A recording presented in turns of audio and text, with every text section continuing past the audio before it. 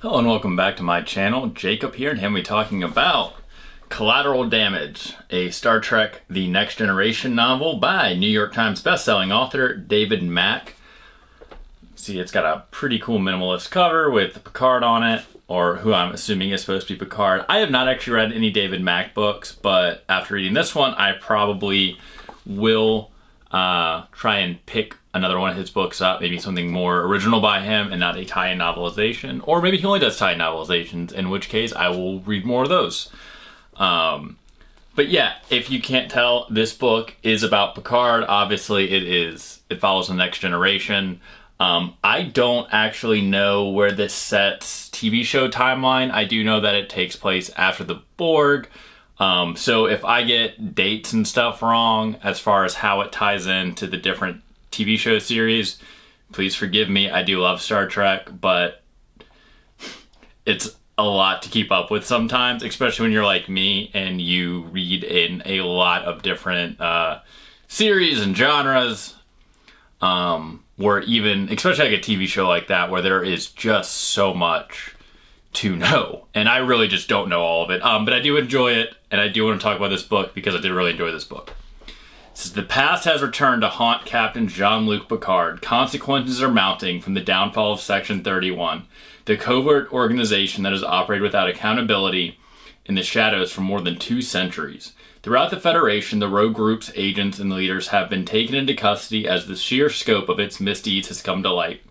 As Starfleet Command decides the fate of numerous high-ranking officers caught in the scandal of a Federation President's forced removal, Picard must return to Earth and answer for his own role in this conspiracy that some are calling treason.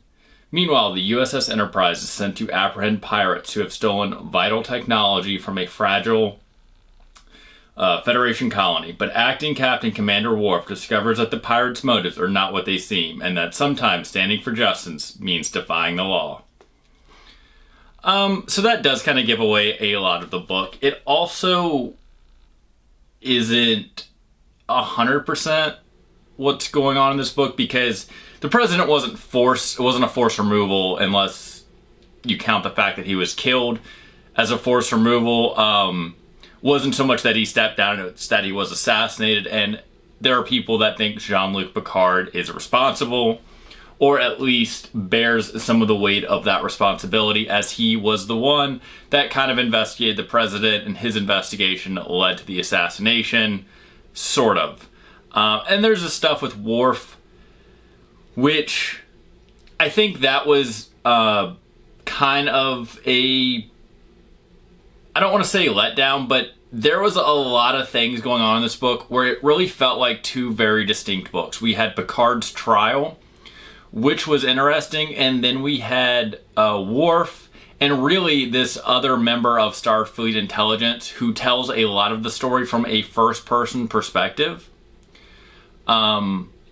investigating this stolen technology, which, spoiler alert, is stolen by Nausicaan pirates who want to rebuild Nausicaa after it was destroyed by the Borg, as forcefully as they possibly can, because once again, they are Nausicaans, and that's just what they do. And I think that was kind of jarring at times. There were times where I put this book down for long periods of time, just because it was very easy to get out of the story, because we were head-hopping a lot, and also not only head-hopping, but you know, the parts with Jean-Luc and the parts with Worf and the different Starfleet people were mostly told in the third person, whereas with this one Starfleet intelligence officer who's undercover with the Nausicaans, or is undercover most of the book trying to find out more about the Nausicaans and their plans and, you know, talking to superiors, that's told mostly in first person. So, you know, those tonal changes and shift perspectives, you know, it was just kind of easy to put down at times. And also, it really just did feel like it was 2, or almost sometimes in some parts 3 very distinct books, which to me kind of felt like, I don't know, a little jarring at times, because I don't know, I guess it's a thing that head hopping does, right? Where you're reading one story and then you hop to another very different story, right? We'd go from a legal proceeding to a shoot 'em up adventure going across, you know, this specific galaxy. And, that could be a bit much at times. And it really kind of did feel, as much as I liked the story, it did feel like the end was a little rushed. Especially when it came to Picard's trial, because they basically just had several aces in the hole all the time. So it really just kind of felt like Picard's trial wasn't as severe as it was made out to be in the beginning of the book. Obviously, it held some pretty dire consequences if it was forced that he would have to be court-martialed. But at the same time, it wasn't really, the stakes never really felt there, because throughout the book they made a point to be specific in the fact that he was is a Starfleet hero, and that no government was going to fully throw him under the bus. So like I said, it just never really felt like the stakes were there. It really just kind of felt at times that it was a way to get Picard off the ship so that Worf and some other junior officers would have to deal with the Nausicaan problem. Which was fun, because I do love Commander Worf, so I didn't hate that part of the book at all. But even in dealing with Worf and some of the other junior Starfleet officers, their stories also just kind of felt rushed, because, we were just jumping back and forth. And the way it ended with the Nausicaans was interesting, and I do like the fact that it was handled in a way that I definitely feel like the Next Generation crew would have handled it, in which it was a mostly peaceful resolution, which you don't always see in the newer Starfleet, Star Trek shows today, where it is a little more Star Warsy at times, which I don't mind, because I also do love action adventure, but man, are there a lot of planets being destroyed lately. But that's neither here nor there. We were talking about Collateral Damage. Overall, if you like the Next Generation, I do think this was a fun book to read. I mean, I got it as a bargain book, so I didn't have a lot of skin in the game. But that being said, I did enjoy this book as a Picard legal thriller more than a Worf on deck, doing his thing. Because it did kind of show a little more of Picard's home life, which is kind of fun. Because Picard is one of my favorite characters. So if you really like Picard, I think you'll really like this book. If you're looking for a book that's, Worf doing Worf stuff, you're not going to get a whole lot of this in there, because the scenes with him are usually pretty small.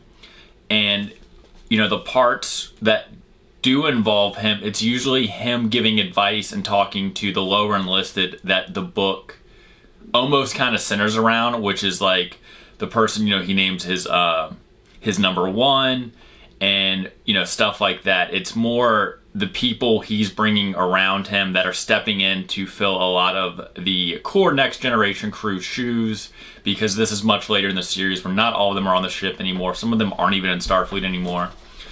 So that was kind of interesting, but I don't know if we ever see those characters again, because, this is just, as far as I know, a standalone novel, so I don't know if it has any bearing in like a greater Star Trek book series. I'm going to assume not. But yeah, overall, I enjoyed this book. If you're looking for a book in the Star Trek universe and you like Picard and you like Commander Worf and you want something that's a little different, it's not all, Picard pensively rubbing his forehead in the command chair, then I would say give this one a shot. If you don't like legal thrillers, or you want a book that is filled with a lot of starship battles and stuff like that, then this book is not going to be for you. But overall, once again, I did enjoy it. As someone that's kind of dipping their toes into the Star Trek novelizations, I don't have many of them. I think I've shown some in book hauls, but I'm taking my time with them because there are a whole bunch, and it does seem like it'd be something very easy to get burned out on. And it also, I like to read book reviews and stuff before I read books, because if you guys can't tell, my to be read list is pretty endless at this point, so I have to be very selective about what I decide to read, because I do not like to DNR books. It does happen, but I do read those reviews, and it does seem that overall, a lot of Star Trek books aren't well loved, so I am being very picky about the ones that I read. That being said, once again, I would recommend this one for you if anything that I've said in this review applies to you. Yeah, if, as always, if you enjoyed this video, please let me know in the comments below. If you know of any other Star Trek books I should try, please let me know. I am always, looking for new books to read. And I definitely, like I said, I'm dipping my toe in the Star Trek universe, novel tie-ins, and I definitely wouldn't mind reading more of them. So yeah, let me know if you've read some and there are some out there you recommend. And as always, please like and subscribe, and I will see you guys next time.